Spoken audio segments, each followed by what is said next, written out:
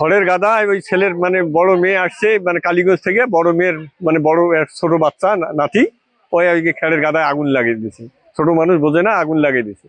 এখন তো মনে করো আগুন লাগানোর পরে তারপরে তো স্থানীয় ভাবে সবাই খুব চেষ্টা করছে, কিন্তু আগুন আনতে পারে নাই।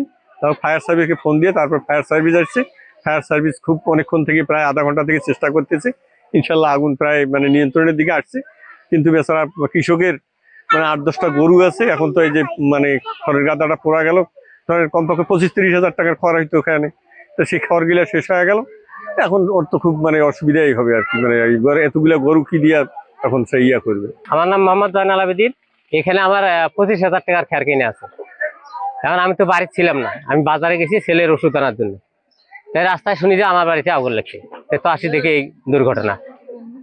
তো গরু তো আসলে ওইখানে বান্ধা 4টা, তা আল্লাহ মনে হয় গরু দিচ্ছে 4টা রহমত করছে, আছে বেঁচে। এই পর্যন্তই।